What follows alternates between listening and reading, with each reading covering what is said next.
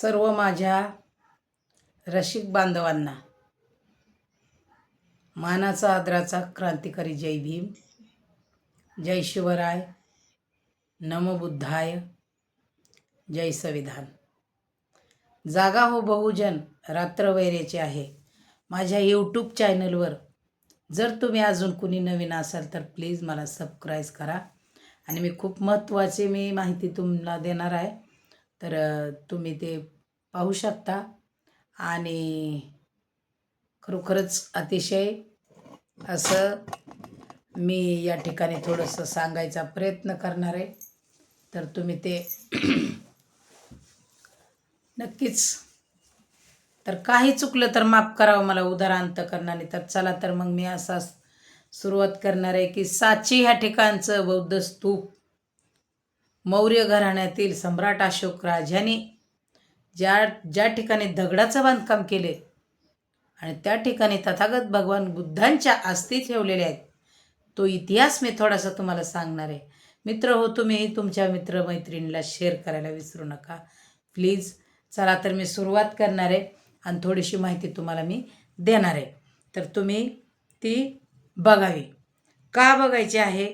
जो माणूस म्हणतात ना की जुना इतिहास विसरतो तो माणूस नवीन इतिहास घडवू शकत नाही असं म्हणतात, आणि म्हणून आम्हाला कुठंतरी विसर पडत चाललाय आणि आम्हाला अभ्यास नसल्यामुळं, आमचं वाचन नसल्यामुळं त्यापर्यंत अजूनही आम्ही या देशात राहून पोचलो नाही, आणि म्हणून आपल्याला त्यापर्यंत घेऊन जाण्याचा मी तुम्हाला प्रयत्न करणार आहे आणि माझ्या तुटक्या फुटक्या शब्दात थोडीशी माहिती सांगणार आहे।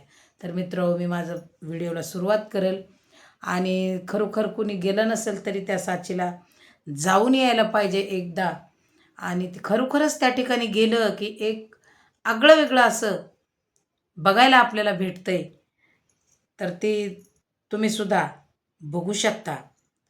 तर विषय असा आहे मित्र की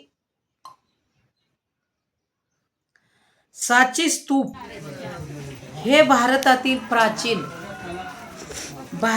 प्राचीन आणि महत्त्वपूर्ण बौद्ध स्मारक आहे, जे मध्य प्रदेशातील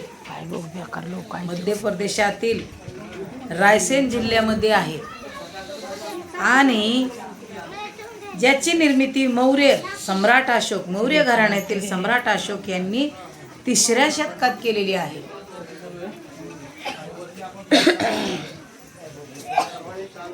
भारतातील सर्वात जुन्या दगडी रचनांपैकी एक असून यात गौतम बुद्धाच्या अस्थी ठेवल्या आहेत, जे युनेस्को जागतिक वारसा स्थळ आहे आणि भारतातील संस्कृतीची प्रतीक आहे ते आपल्या संस्कृतीचे।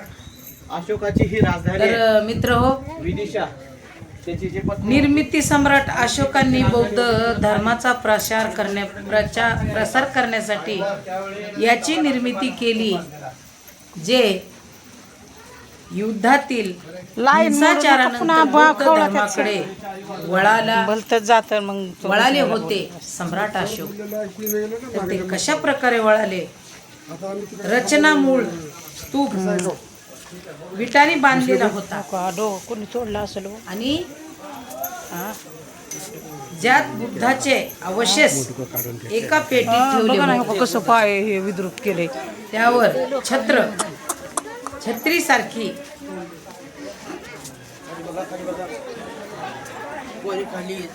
सम्राट अशोकांनी बौद्ध धर्माचा प्रसार करण्यासाठी त्यांची निर्मिती केली, जो युद्धातील हिंसाचारानंतर बौद्ध धर्माकडे वळाला होता। रचना मूळ स्तूप विकास सातवहन गुप्त आणि कृष्ण यासारखा शासकांनी कालांतराने याला दगडी अवतार, कोरीव रेल्वे आणि सुंदर तोरण प्रवेशद्वार जोडून त्यांचे सौंदर्य वाढवले। लोकांनी काय केलं? त्यांचं सौंदर्य वाढवले।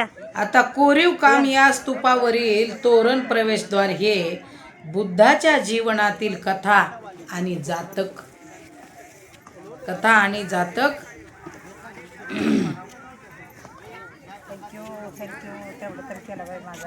सांगतात, जे आध्यात्मिक आणि कलात्मक महत्त्व दर्शवतात.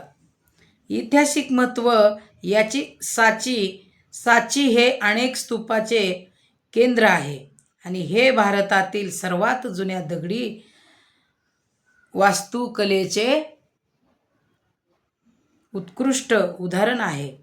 जागतिक वारसा हे युनेस्को जागतिक वारसा स्थळ आहे आणि भारतातील चलनातील 200 रुपयाच्या नोटेवर यांचे चित्र आहे, जे त्यांचे सांस्कृतिक महत्त्व सांगते. हे मध्य प्रदेशातील रायसेन जिल्ह्यात विदिशा शहराच्या जवळ टेकडीवर बसलेले आहे. आज खरोखर त्या ठिकाणी मी जाऊन आले भावांनो, आणि मला हे सांगायचं आहे की अतिशय इतकं उत्कृष्ट आणि इतकं सुंदर असं दगडाचं बांधकाम आहे त्या ठिकाणी. ही किती मोठा इतिहास आहे, किती मोठी किमया आहे या होऊन गेलेल्या महापुरुषांची.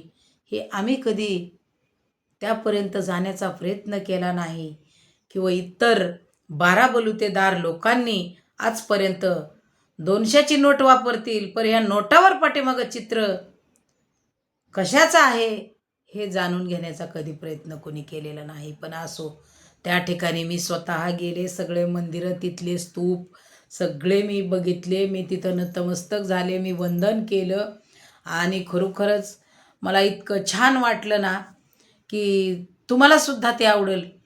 तर एक धर्म म्हणून बघू नका. हा मौर्य घराण्यातील सम्राट अशोक राजा हा कोणत्याही गरीब घरातला नव्हता, परंतु या शूरवीर बल्लाळे अशा बराबर बोलल्या. दमदार अशा राजानी आपलं युद्ध सोडलं, रक्तपात करणं सोडलं आणि त्या ठिकाणी येऊन नतमस्तक झाले आणि त्या ठिकाणी त्यांनी सगळं दगडी चाळीने स्तूप बांधले. हे किती खरोखरच मी सॅल्यूट करते सम्राट अशोक राजाला. आणि तुम्हीही त्या साचीला जाऊन बघावा अशी माझी इच्छा आहे. तर मित्रांनो, तुम्हाला काय वाटलं आणि कसा वाटला व्हिडिओ नक्कीच तुम्हाला आवडेल आणि तुम्ही ते सर्च करून बघा. 200 रुपयाचे नोट काढून बघा त्याच्या पाठीमागं. पण प्रत्यक्षात तिथं जाऊन जर तुम्ही बघितलं तर खूपच बरं होईल आणि नक्कीच तुम्ही तिथून खाली हाताने येणार नाही, तर तुम्ही काही ना काही घेऊन आल्याशिवाय राहणार नाही ही मला खात्री आहे. आणि माझा व्हिडिओ कसा वाटला तर तुम्ही मला लाईक करा, शेअर करा आणि पुढंसुद्धा तुम्ही पाठवा. या ठिकाणी मी माझा व्हिडिओ थांबवते. सर्वांना पुन्हा एकदा क्रांतिकारी जय भीम आणि जय शिवराय.